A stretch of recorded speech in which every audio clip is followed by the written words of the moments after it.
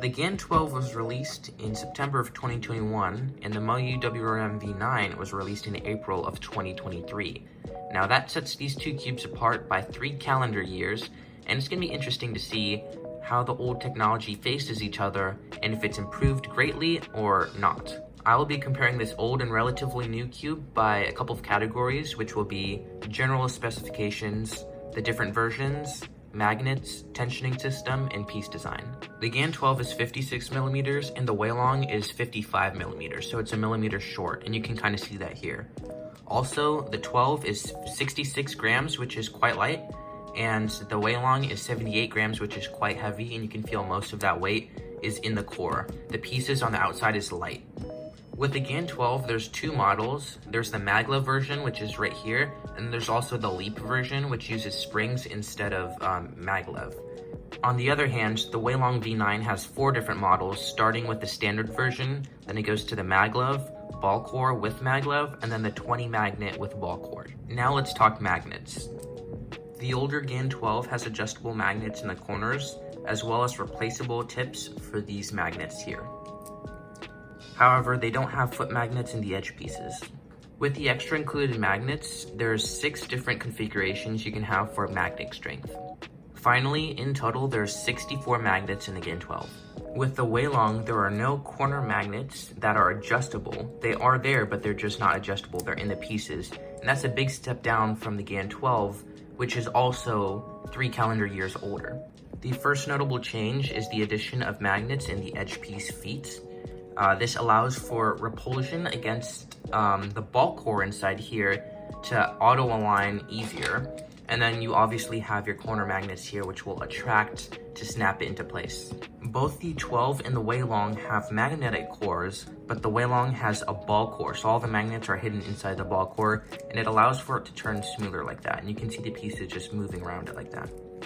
The 𝗦𝗨𝗯 has a total of 88 magnets, which is way more than the GAN12, which we can see in more modern cubes. They're just pushing more and more magnets inside.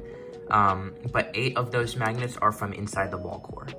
I'm now going to move on to tensioning systems. So with the GAN12, we have a custom 6 dial configuration here that will adjust the magnetic compression, and then we have another dial on the outside here. GAN calls this system their numerical GTN tensioning system.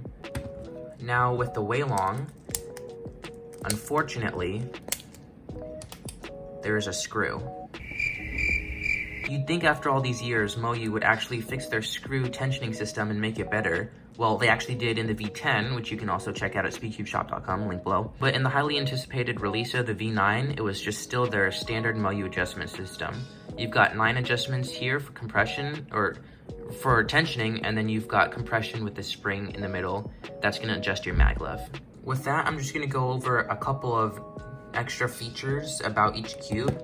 With the GAN, you've got the honeycomb design on your internal pieces. That's gonna help distribute the lube and keep it long-lasting. On the 𝗦𝗬𝗦𝗨𝗯, however, if I can get this out, it's a dragon scale pattern, which is also kind of similar to the 𝗧𝗏𝗏𝗏, which is a cube that a lot of people don't know. It's also got these scale patterns, but darker or deeper grooves.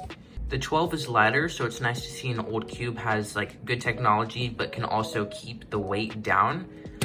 The 𝗦𝗨𝗯 is much heavier, but it's in the core and it makes it feel more stable because the outer turns are really fast, and it just doesn't seem to slow down the cube. GAN12 I just kind of have problems with because it's like really loose and kind of too light for me. I don't know if that is just something that can be adjusted, but, and then you've also got your holes for weight saving in the corner pieces, and also interestingly, it's in the little bucket part of the center cap where you have the tensioning system. You see you got 4 holes right there for weight savings. Overall, from these 2 cubes, it was easy to see that there was definitely a big difference in performance, although not a lot of the features changed. Piece design was a big one that kind of helped the 𝗦𝗨𝗯 get softer turning, as well as light and quickness, as well as foot magnets in the edge pieces to help auto-align better. These changes over the years have been pretty subtle, but very helpful in the performance of newer generations of cubes. I'm really looking forward to see what the next generation of cubes has to offer and what new technologies we'll see down the road. If you'd like to buy either of these cubes, you can check the link in the description and use discount code 𝗂𝗲𝗀𝗂𝗍𝗂𝗧 for 5% off your whole order on the SpeedCube Shop website. You can use it as many times as you want for any order, anything on their website, any accessories, all 5% off with the code 𝗂𝗲𝗀𝗂𝗍𝗂𝗂𝗍. So thank you for helping support me, and thanks to SpeedCube Shop for supporting the channel and sending out these cubes.